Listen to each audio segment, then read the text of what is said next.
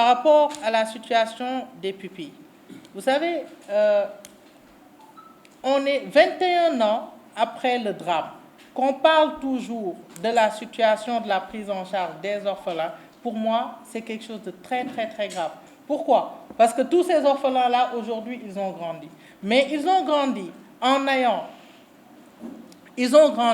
ayant manqué d'un parent à cause d'un drame qui a été de la responsabilité de l'État. Donc, il ne s'agit pas juste de dire qu'on reconnaît cette responsabilité, mais il s'agit aussi de l'assumer. Et en l'assumant aujourd'hui, ces enfants, ils ont eu droit aujourd'hui, c'était le devoir de l'État de les prendre en charge depuis 2002. Une prise en charge qui a commencé en 2012. Maintenant, qu'en est-il de 2002 à 2012? Il y a quelque chose, il y a une situation. Est-ce que ces citoyens-là doivent payer les pots cassés, pour les lenteurs de l'État à mettre en œuvre leurs devoirs?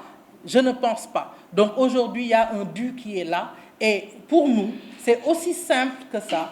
Il y a quelque chose qui leur est dû. Et ce qui leur est dû doit leur revenir de droit. Donc aujourd'hui, c'est là notre position pour tous les orphelins du bateau le Joola. Par rapport à l'utilité du renflouement, je ne sais même pas comment répondre à cette question parce que pour moi, la question ne se pose pas. Tout simplement parce qu'on a des parents qui sont laissés dans une épave, dans la mer, et on nous demande l'utilité de renflouer le bateau pour donner une sépulture correcte à nos parents dans une société sénégalaise. Pour moi, la question ne se pose pas. Que ce soit 1 an, 10 ans, 20 ans, 50 ans, le débat reste le même aujourd'hui. Nous avons nos proches qu'on a perdus et qui méritent d'avoir une sépulture correcte. Rien que ça, en fait, ça élimine de facto pour moi le débat sur l'utilité ou non du renflouement. Maintenant, il y a d'autres questions aujourd'hui. Lorsqu'il y a un accident sur la route aussi, on fait un constat. On essaie de voir quelles en ont été les causes. Il y en a qu'on peut savoir, il y en a qui doivent nécessiter peut-être une expertise technique. Ça, on n'en est pas là. Mais rien que pour la dignité de la vie humaine, le bateau doit être renfloué.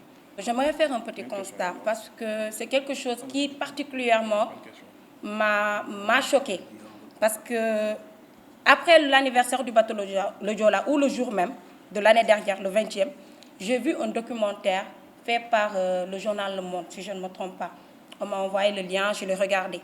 Donc, c'était comme si on venait de profaner la tombe de ma mère à moi. Parce qu'envoyer un plongeur, aller plonger dans le bateau, nous, on n'était pas au courant, nous, en tant que famille de victimes. Pour moi, la personne qui a osé faire ça doit avoir l'audace ou le courage de renflouer le bateau. Excusez-moi, je vais le dire, peut-être ça va choquer des gens. Mais si c'était vos parents, aurez-vous aimé qu'ils soient blessés là-bas? Il y a d'autres qui ont eu la chance d'enterrer leurs parents, mais nous, non. Parce qu'on ne les a pas vus, on n'a ni retrouvé leur corps. Dites-vous que ce renflouement de bateau, c'est notre façon à nous de faire le deuil. Nous sommes en Afrique, nous avons nos cultures, nous avons l'habitude vraiment d'ensevelir nos morts, de leur offrir une cérémonie digne. Mais qu'est-ce qu'est un enterrement sans corps? Pour vous dire que pour ce changement, il faut une implication de tout le monde. Le Joola n'est pas une affaire des familles de victimes, mais c'est une affaire du Sénégal. Toutes les ethnies sont touchées, toutes les nationalités. Pratiquement, il y a 12 nationalités, voire 13 dans ce naufrage.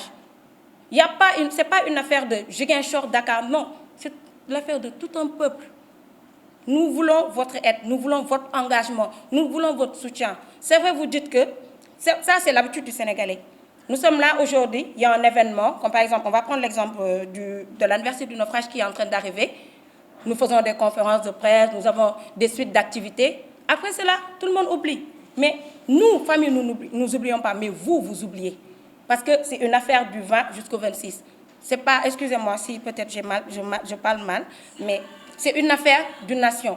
Si le Joola peut avoir des réponses, moi je pense que c'est toute la nation sénégalaise qui doit s'y engager à en faire une affaire personnelle.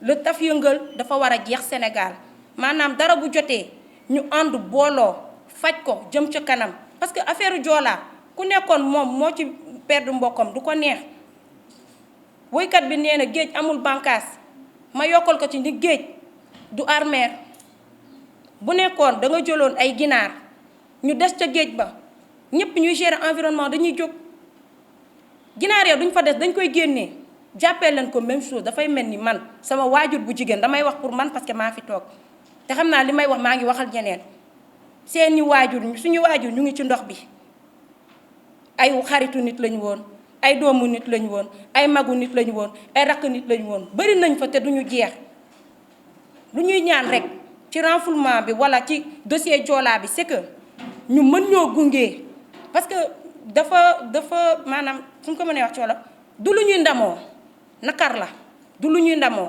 bu ñu sañoon du mës a am bu ñu sañoon ñu ñàkk ñoo fi nekk ba tey duñu gunge waaye yàlla daf ko defee mu demee neneen mais dañu bëgg responsabilité yi ñu situé ko parce que l'État était le seul assureur du bateau loolu moom ñun ñëpp xam nañ ko cër bi maanaam vie humaine dara ëpp ko bakkan dara ëpp ko ba bakkan bu rotee sax yéen bakkan bu leen romboon mu romb nii di ngeen ko ñaanal sax te doo leen ko xam jàppee leen Joola noonu merci